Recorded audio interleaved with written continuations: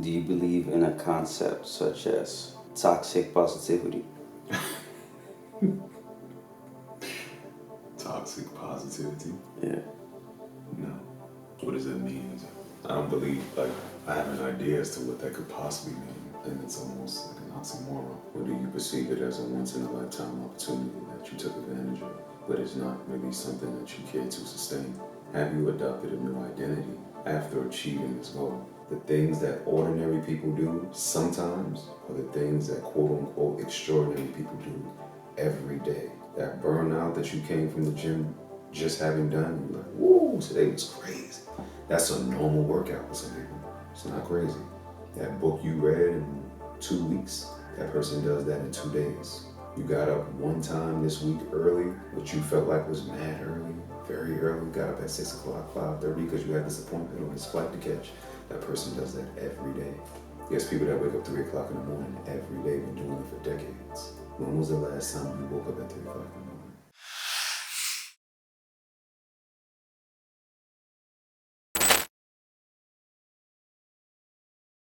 So how do you work out for strength? By focusing on your power. But the objective is, if you're working out for life, it's one way to be like, you can work out and try to be a powerlifter. And essentially that's anywhere between 4 and 7 reps or whatever it is that you're doing, and going as heavy as you possibly can. That's not the objective. The objective is to lift moderately, meaning a moderate weight, a moderate amount of times. And before you make the weight heavier, go up in repetitions. Because you want to make sure that you are building a muscle that has endurance. Oftentimes when people think about endurance, they only think about lung capacity. But you want to make sure that your muscles can perform over an extended period of time as well. Not just 10 repetitions. Can you do a set of 20 of whatever weight you pick up? Reasonably speaking. Then you have some endurance in your mind. Can you do 5 sets of 20 reps with this weight that you're lifting? Then you really start going for strength. Otherwise, you're doing 5, 6, 7, 10, maybe 8. You got an okay weight, you're not really getting that much stronger. Because you don't lift heavy. You actually lift kind of light. Right? So the changes that you're seeing are very small shifts. And for the most part, it's just for aesthetics. You're not really getting stronger, really. Especially for the amount of time that you're in the gym. Like every time I turn around, it's like, I'm in the gym, I'm in the gym, I'm in the gym. That's like a big thing for you being in the gym. But it's not a whole lot of progress, right? We think about you, we thinking, okay, I'm in the gym. But it's like, I don't see it. You've been in the gym for years, I don't see it. And it's because of that. You gotta take your clothes off, and even then it's like, I really don't see a big difference from now and when we were doing it, or now and when, actually you were bigger then.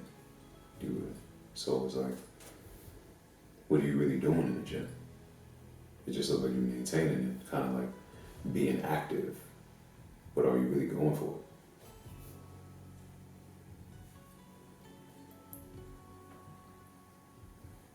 It's like Mike O'Hearn said, he said, I'll come in the gym, I see dudes in the gym for a year, and I see no shift in their bodies.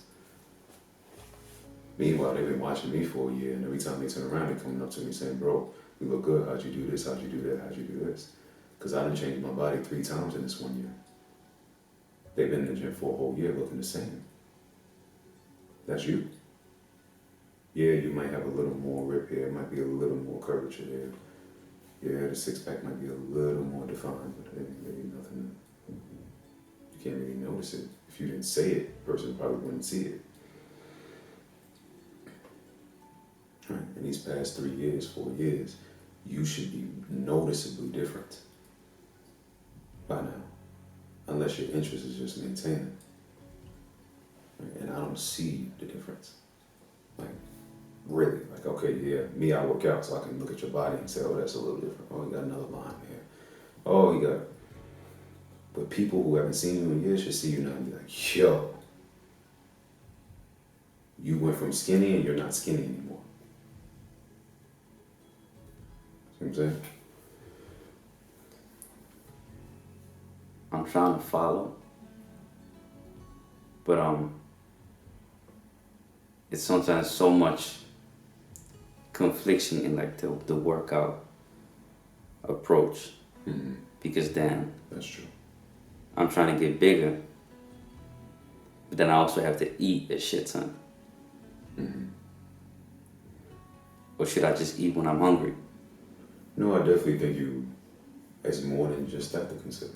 It's economics to consider.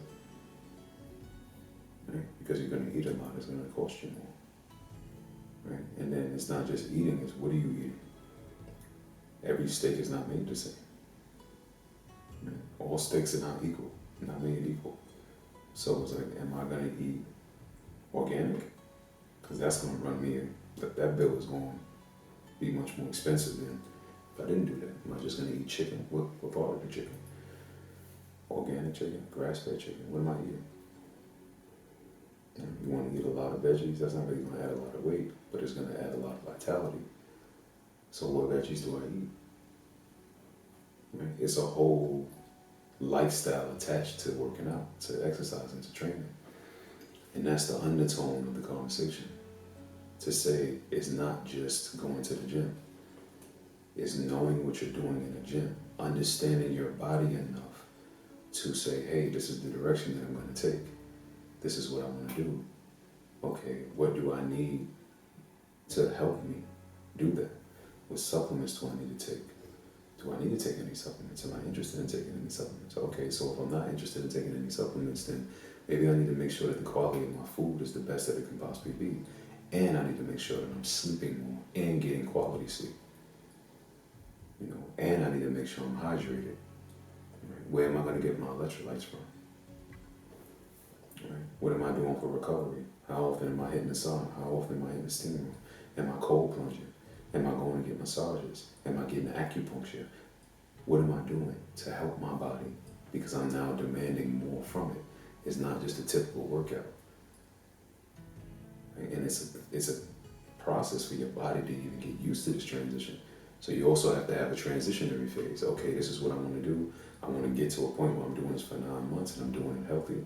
What are the first 3 months that I'm going to do in order to get myself to a point where I can do this exercise for 9 months straight? It's a process. That whole thing is what you have to do. Not just say, I got this new workout, I'm starting it tomorrow. I'm seeing changes in myself even as I'm getting older. Right? I want my long head bicep, the long head of my bicep, excuse me. It gets very sore now, faster. Right? Before that used to happen, but I used to ignore it. Right? And it didn't happen so quickly, but it was because I was training more. And I was younger, so I really didn't need to warm up. I just go right to the training session. Now I was getting to a point where it would benefit me to warm up. Plus at that time I was doing way more. Way more cardio, playing sports. And so my body was more activated. So now it's like, if I want to do chest, I have to do arms. Because I gotta warm up the long head of my bicep in order to do chest. Right? So, because there's gonna be some cross muscle action there. If I'm doing a push-up, yeah, you can completely deactivate it. But then the positioning of your hands is going to be very different. And it's going to build your chest very differently. Right?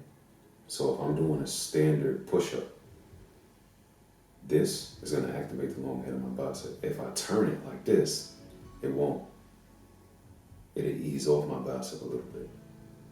which is interesting because you would think as you turn, you get closer to bicep, because if you did it this way, it would be a bicep workout, right? If I'm going straight down, then it's chest and shoulders. If I'm going back a little bit, then it's triceps. So you can alternate the push-up, and not feel it so much. But when you alternate the push-up, you're working a different muscle group. So all of it counts. That's why I was interested in your workout with personal training. Because personal trainers tend to skip a lot. They tend not to talk about what they're really doing. And rightfully so. One, the trainees don't really care a lot of the time. They just want the result. Two, it's a conflict of interest.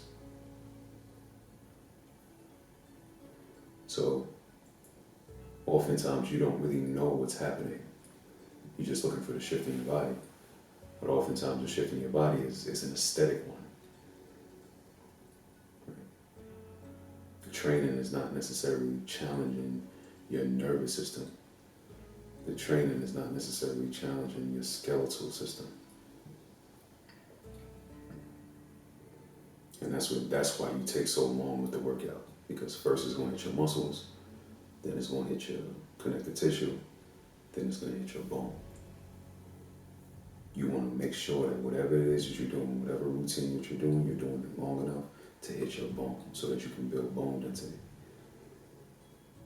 And the more bone density you build, the more dense your muscle can become over time. But that means also the stronger your connective tissue is. And that also requires different angles and different movements and slower movements and holding it at a certain point and mind-muscle connection and etc. It's not just I'm doing this workout, look at my body, I've lost a few pounds in this corner of my stomach or the corner of my core. That's cute. You look like you can do mad sit-ups, can you? No. What was the point?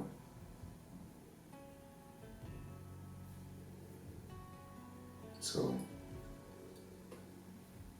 if the point is to just have a great aesthetic, great, then just do that. There's nothing wrong with that. If you just want to have a great aesthetic, have a great aesthetic, and you can get that fast. You can get that fast. You may not get the size so fast, but the shape and all that, you can get that pretty quickly. And over years, you can accomplish the size. Let's say you want to have a very noticeable difference in a year. Physically, and I'm talking aesthetically. Aesthetically, yes. What's the best way to go about that? Depends on the person. Some people are 19 years old and they have the muscle mass of someone else who is 35 years old, 40 years old even. You see some children out here, they be 6'4", 240 pounds, and they be 18. Does that influence the training? Absolutely. Absolutely. That kid is probably way stronger.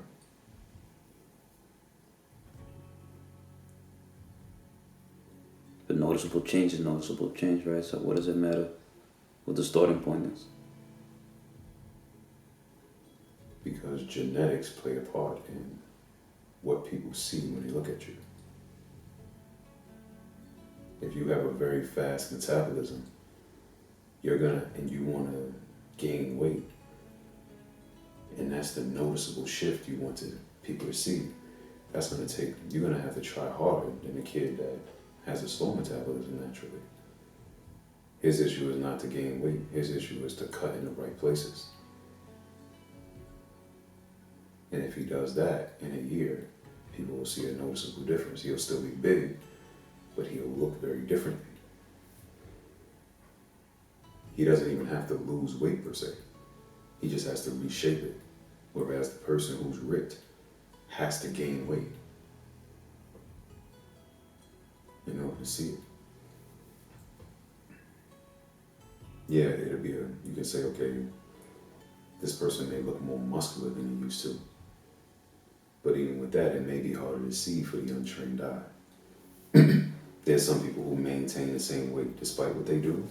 If they're in a gym, not bulking, but training to be muscular, or if they're leaning off of the weights a little bit, and they're not so focused on that, but they don't gain weight. They're really adamant about the fact that they don't gain weight. For those people, it's a little harder to notice when they're in the gym and when they're not. If you're not looking at their bodies consistently or have a trained eye to pay attention to that because you care about who's in the gym.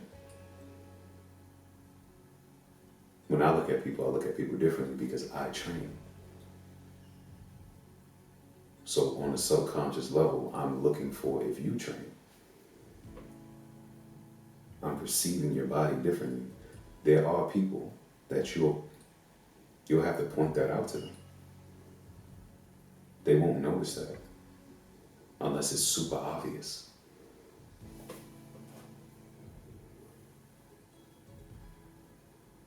Especially if you're slim. They wouldn't notice. To them, you're just skinny. They don't see if you have muscle or if you're skinny. So let's say if you want to go from skinny to muscular. You can be muscular and be skinny. That's what I'm saying. But to the untrained eye, they don't see it. Like that, yeah. All right, well, skinny to not skinny and muscular within a year. You're probably not going to get that in a year. Unless you have a genetic that allows for it. But if you have a very fast metabolism, naturally, and you're naturally very slim, you're probably not going to be brolic in a year. It's probably not going to be very noticeably muscular in a year. Let's say 3 years. In 3 to 5 years, you can be noticeably muscular. Load. You gotta put load on your body. If you want your thickness on your body, you gotta put body into load. Real load. 315. Not 100 pounds. 220 can be okay. It's nice to like shape yourself and etc. If you really want a noticeable difference, put your body under real load. That's the part that a lot of people don't want to hear. Ronnie Coleman said that. Everybody want to be big, but nobody want to lift no heavy ass weights. That's what it takes. Let's do some push-ups. How many are we doing? 1,000 a day. That's a conversation people don't want to have, but that's what it takes. When you see the guy come home from military school, they do a lot of push-ups. They running every morning. They in the weight room every night. You see the guy come home from prison, same thing.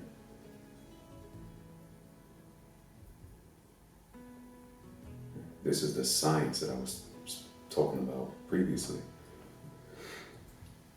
Okay. The science and the heart. The heart, you're doing 1,000. The science, the book said, this is what he said. We're doing 100 push-ups a day. Can't do this for more. It's a different thing. It sounds excessive, but that's what it means to get to that point.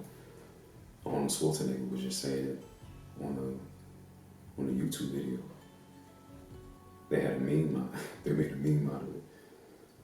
They said this is what it's like explaining going to the gym to your girlfriend, and he was breaking down like just a chest routine.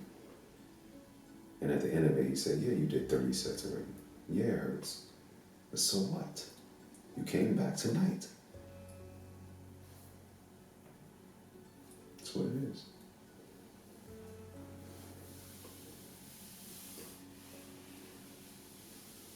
That's what it takes. You want to have that noticeable difference. If you want to really build. The rest of it is kind of casual. You're just doing more than the average person does, so you feel like you're doing a lot, but the average person doesn't really do anything.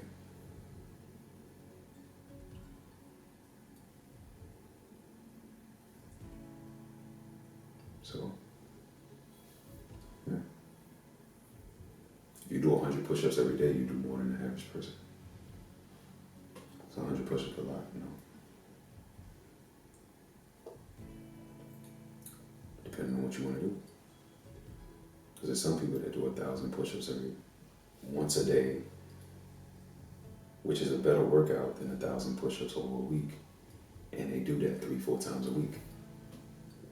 And that's the person that people are typically looking at and being impressed with.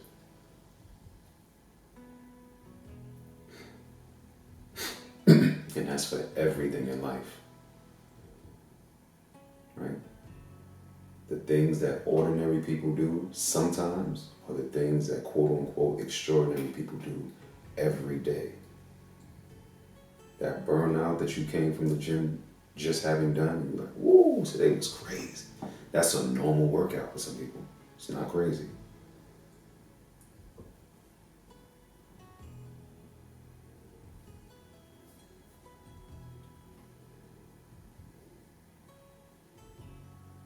That book you read in 2 weeks, that person does that in 2 days. You got up one time this week early, which you felt like was mad early, very early, got up at 6 o'clock, 5:30 because you had this appointment or this flight to catch. That person does that every day. There's people that wake up 3 o'clock in the morning every day, been doing it for decades. When was the last time you woke up at 3 o'clock in the morning? Just because, didn't have a flight to catch, none of that. Wasn't because you couldn't sleep, intentionally got up at 3 o'clock in the morning to start your day. The Rock getting up at 4:15, 4:45 in the morning every morning. When was the last time you went to the gym 4 days in a week, and every time you walked in the gym was 100 degrees, and you did a 2-hour workout?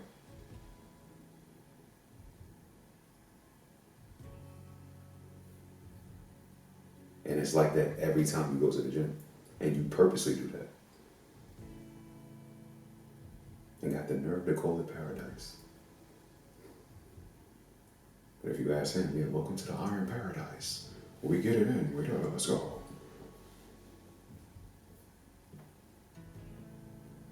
What is your performance like? I want to be like this. You don't do anything that they do.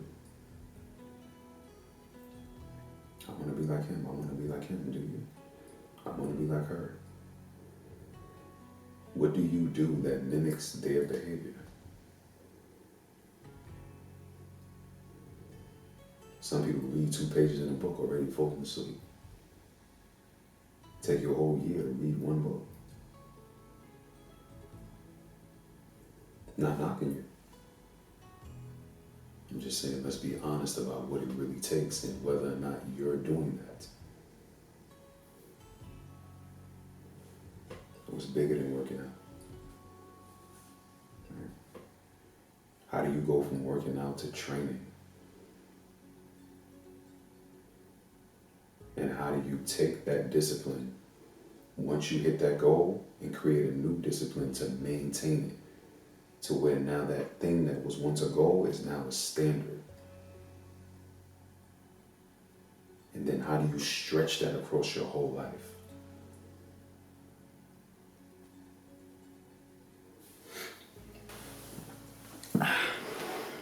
Because there ain't no point in trying to have muscles if you don't have any money.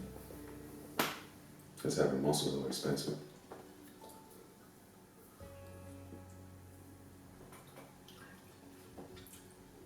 I think you can see plenty of examples of people that have nothing but the gym.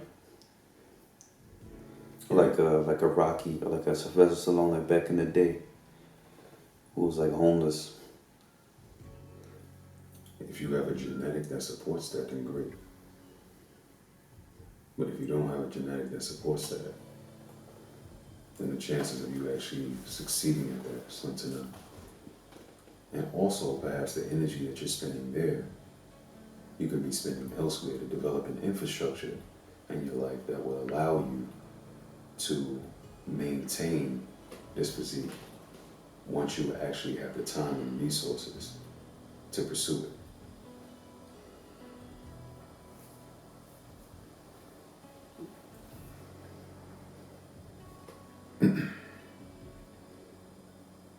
Training, like, to be healthy is one thing.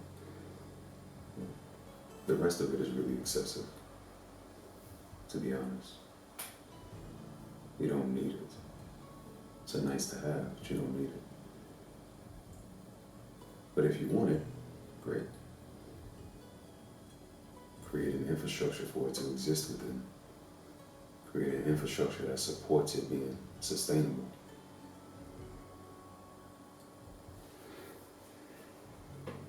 Because at a certain level, it's not about health anymore. Someone benching 500 pounds is not about health. Or having a 32-inch arm, that's not about health anymore.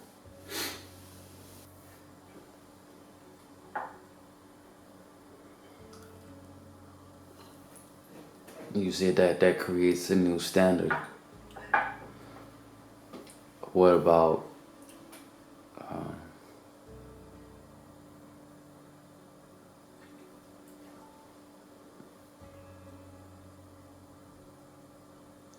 that standard that can progress with your life? As in, you accomplish something. How does that become the new standard?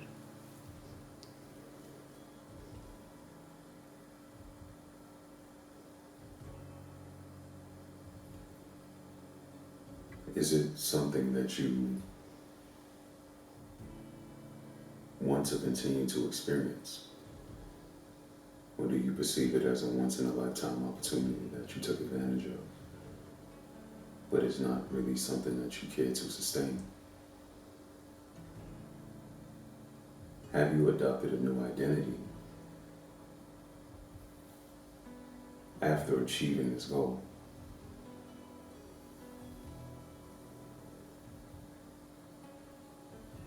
If not, then it won't be a new standard.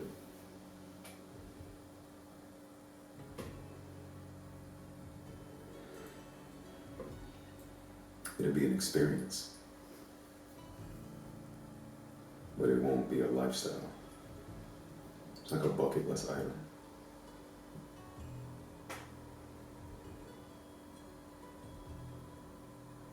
And check it off.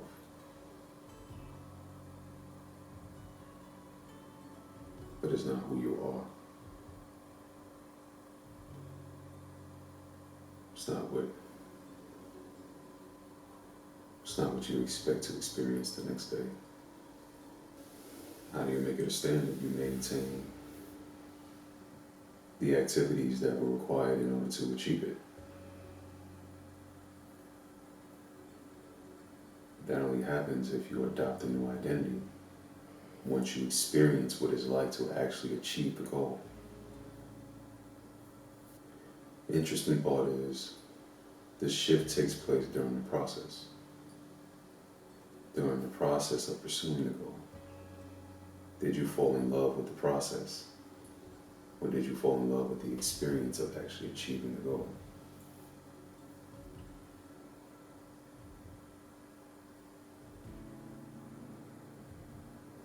Because the process took some endurance. It took some perseverance.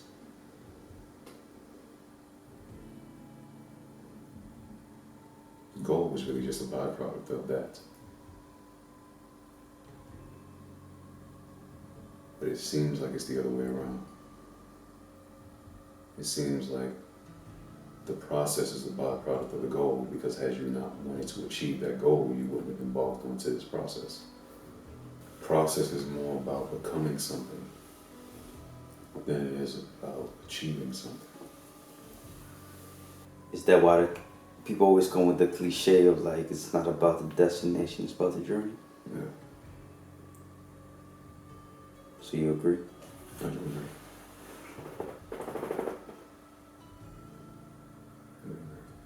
What happens in your life when you raise your standards? Everything else in your life raises with it.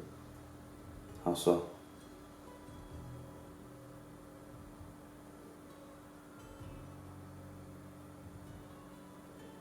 If you make $50,000 a year, you have a different lifestyle than if you make $50 million a year.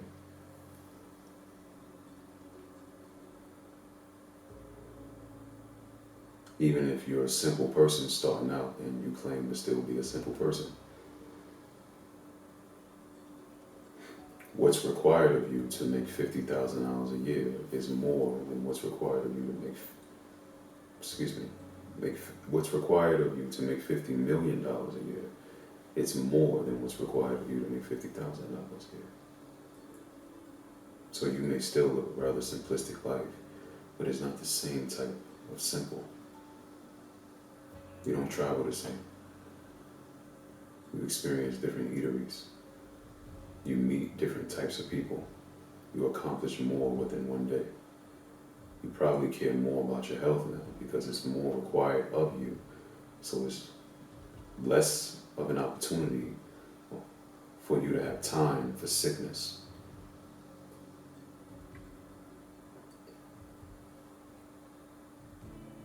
Your relationships change.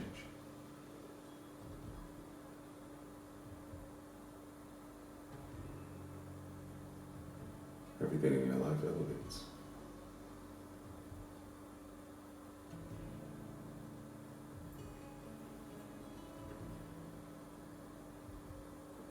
The amount of information that you have at your disposal, how you utilize that information, what you choose to delegate as opposed to doing yourself.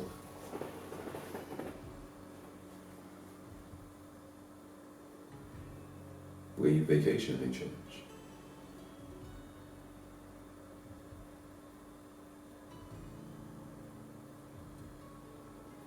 How you care for your body may change.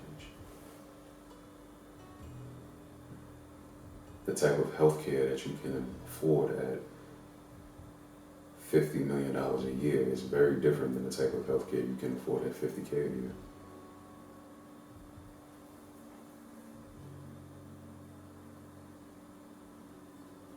Your hygiene may change, the products you use.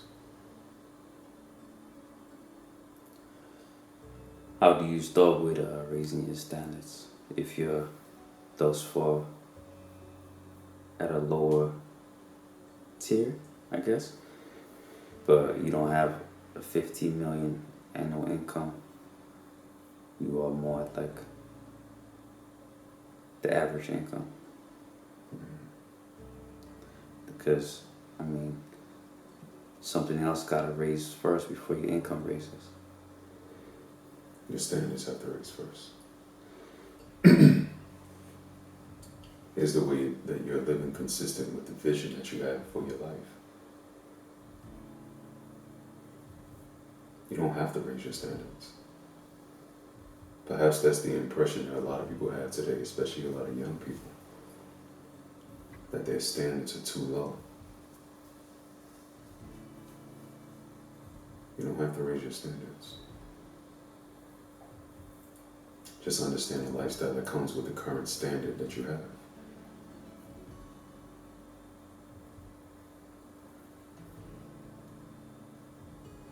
But you don't have to change that unless you dislike it. And if you dislike it, then it's a matter of changing yourself, which comes subconsciously once you make the decision to raise your standard. Once you make the decision that what you desire is not just a want, but it's a must.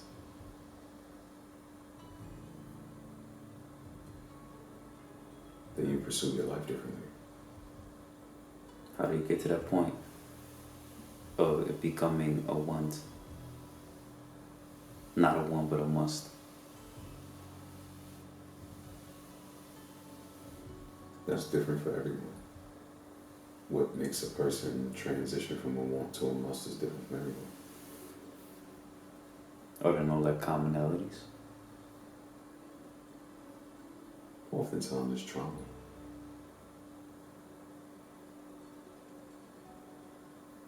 Trauma typically inspires change because it breaks your rhythm. It breaks your current belief system. Oftentimes. It provides a window for you to adopt a new one.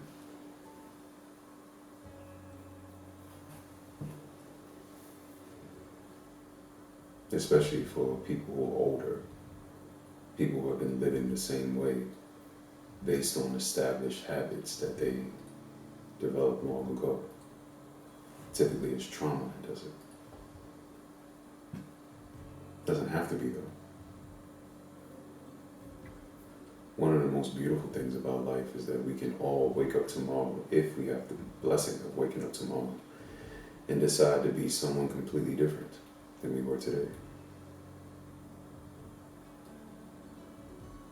Doesn't have to be a traumatizing experience that encourages us to do that. We could wake up, look around and say, I want more for myself. That can be inspired by a lot of different things. That can be inspired by a vacation. That can be inspired by wanting to have a child or finding out that you're pregnant. Finding out that your wife is pregnant. That inspires a lot of men to make a transition in their lives and start doing things differently. You can go on a doctor visit and they tell you you have a disease. That can inspire change.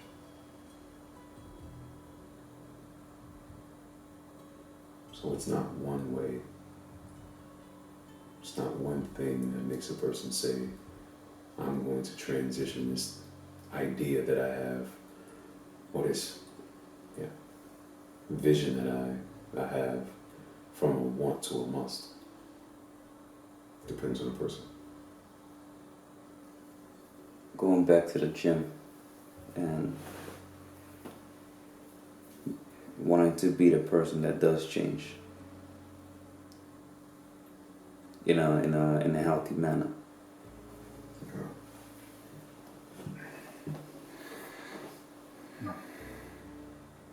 Would you recommend someone to bulk? I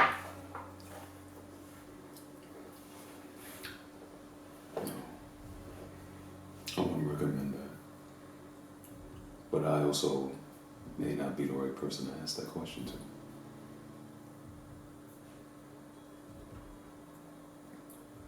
Because bulking or shredding is not really something that I would recommend anyone to do. I would recommend someone to focus on consistency. Focus on building lean muscle mass over time. Which oftentimes doesn't lend itself well to a very noticeable difference in a person's body in a year without them getting undressed, of course. And then even in 5 years, when there is a noticeable difference, it'll probably look like that person has plateaued for the following 3 or 4 years.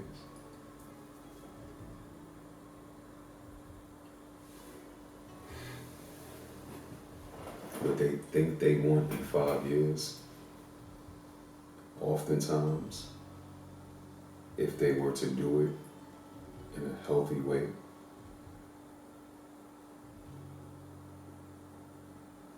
takes about double the time.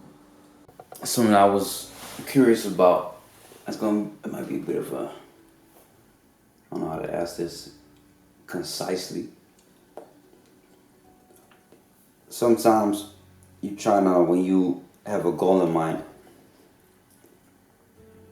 between making ends meet and pursuing that goal, you don't really have time anymore for friends and family. How do you still maintain those fruitful relationships? In my experience, when trying to pursue a goal, and in pursuing that goal, not having as much time for family and friends as I used to, I found that it's very helpful to check in. It doesn't take much time to send a text message and let someone know that you're thinking about them. It doesn't take much time or it doesn't take much away from chasing your goal to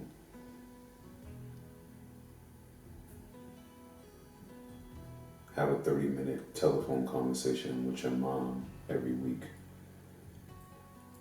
It doesn't take much from your goal to hang out with your friends for 3 hours a month. That's not taking very much from your goal.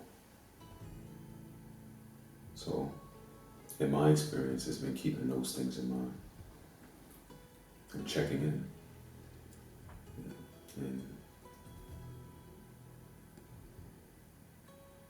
not forgetting to do that, not getting so caught up in my goal that I forget about the relationships that have been very fruitful in my life. And what my role is in maintaining those relationships. That's helped me a lot in the past. On the flip side, sometimes when you're too available for the people around you, subconsciously they might perceive you as lesser than, or they might start taking you for granted, even though you pouring into that relationship all that you have.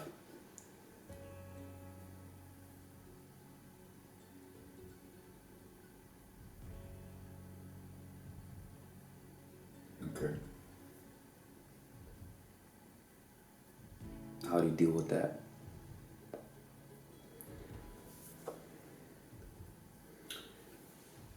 Perhaps that depends on how you stand in those relationships. You can spend a significant amount of time with someone,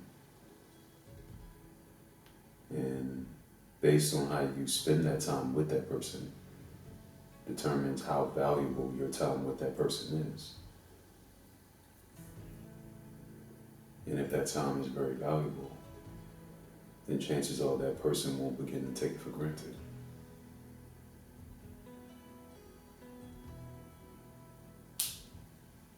Chances are. However, there are times where the person does take it for granted. And how you respond to that depends on the person. Sometimes you can respond to that very directly and tell the person. Sometimes you can respond to it indirectly, which is not telling the person, but just not showing up so often anymore.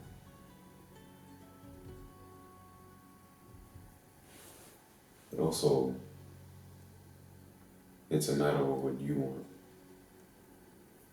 Do you really want to be there, but because you feel like the person is taking your time for granted, you decide you don't want to be there anymore. Or you decide you shouldn't be there, even though you actually want to be there. So it becomes more about proving a point to the other person instead of having the experience that you want to have.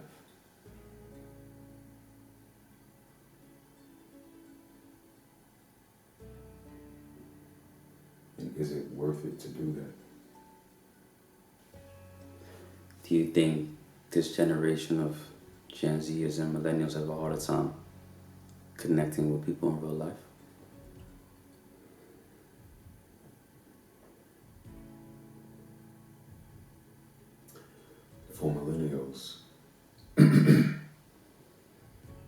sure we have a harder time connecting with people than previous generations did. Because I'm not a part of those older generations. I know what I've seen as a millennial. And I know what I've been told by the elders as a millennial. And that is, if you have one good friend, you have many. If you have one real friend, you have many.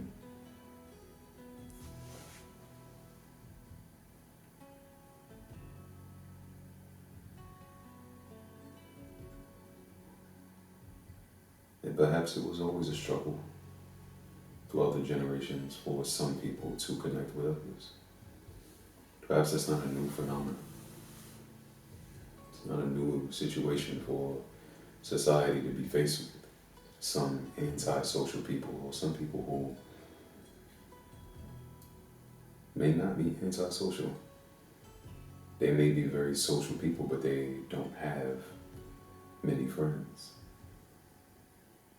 There are a lot of people like that. They know a lot of people, but they don't consider very many people their friends. So, I'm not sure if it's a new concept, but perhaps social media has highlighted the fact that there are so many people who don't have meaningful relationships in their lives in a real way. Meaning they don't have real physical interactions with people. Instead, they have virtual ones. So they don't develop friendships with real people in the physical, but rather acquaintances through a screen.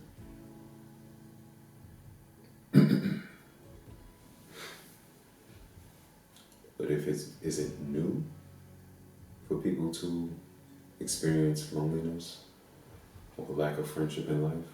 I'm not sure. But perhaps social media has highlighted the fact that this exists in a way that society wasn't privy to before. Do you think that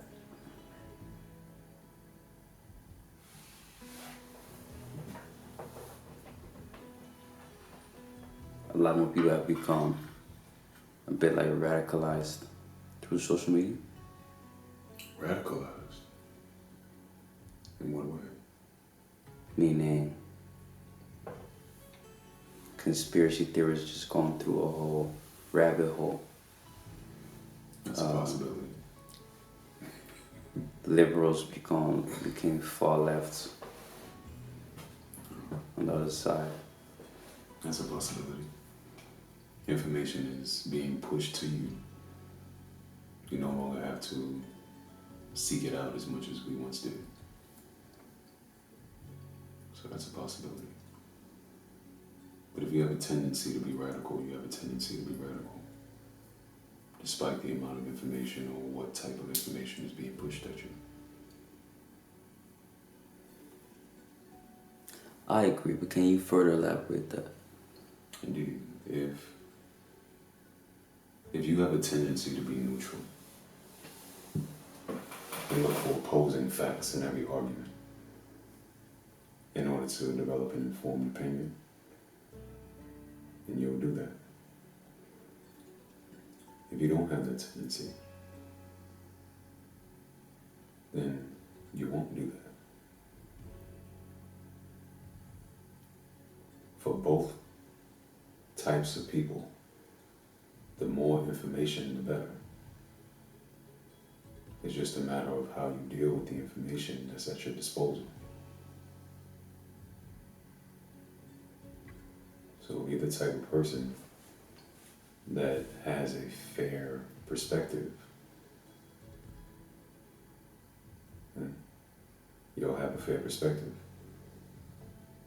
and you'll use the information fairly. But if you're not, if you have an unconscious bias toward anything. I think, again, social media exposes that. So, don't really think it's based on the information as much as it's based on the personality of the person.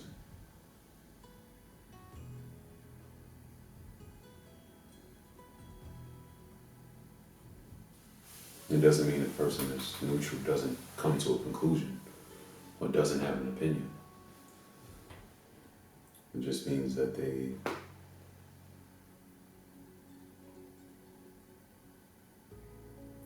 take a different route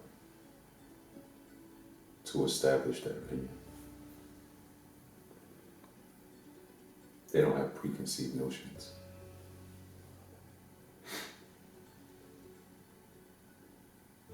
Prior to getting the information. Do you believe in a concept such as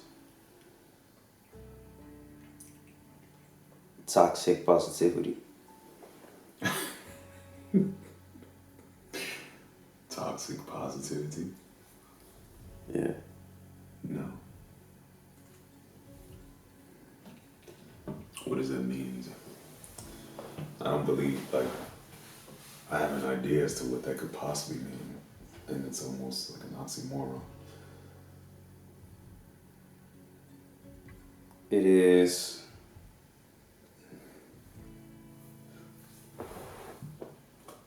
I'm not sure if that was the right definition I was saying though. But like an everything is alright mindset, even though, not mindset, but like attitude, even though things are not. I can't say it's really anything. It depends on why the person is saying everything is alright. It really implies also like only showing the positive. And people. Only showing the positive. That also depends on what we consider positive. You know, like sometimes you see like these like life gurus, and they it's only gratitude and nothing beyond that.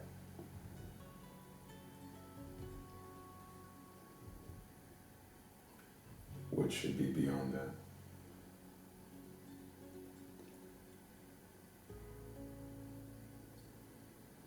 Not the flip side, but there's also I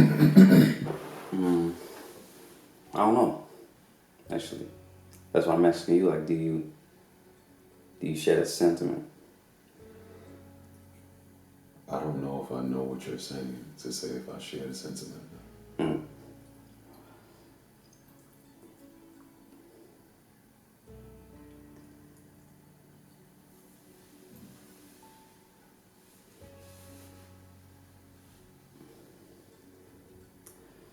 Maybe only like showing like the beautiful trips and whatever, but not showing like what did you do to get there.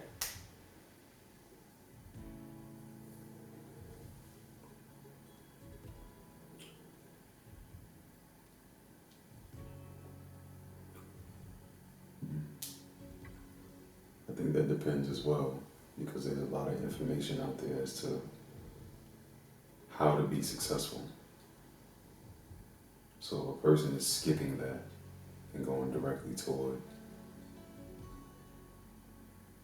the success, quote unquote.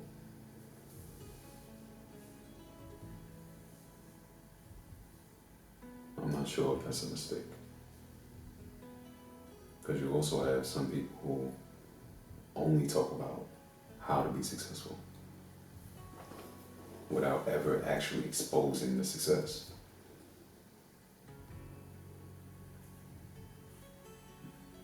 Or ever having accomplished success or experienced success at the level which they teach it. That's the big criticism right now with school, formal education, that you have these professors who have never actually done what they're teaching, yet they're teaching it.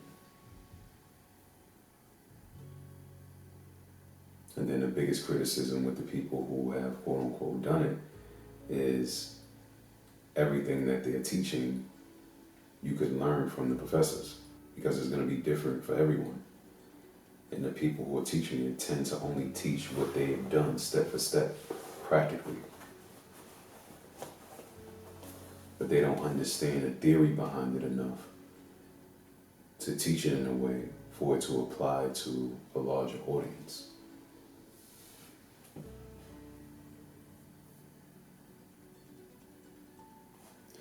So here's the definition of toxic positivity. I think I read it close. It's the pressure to only display positive emotions, suppressing any negative emotions, feelings, and reaction or experiences. I don't believe in suppression. So yes, if you're suppressing the negative emotions, or the emotions that we perceive to be negative, then I understand the toxic part, and I would agree that it is toxic.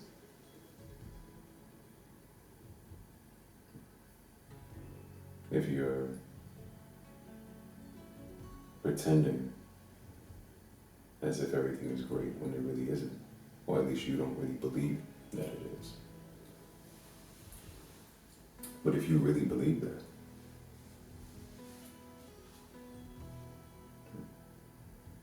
it's not toxic at all. It's only toxic if you don't believe it. If you don't believe that everything is great, and you're saying that everything is great, that's called lying.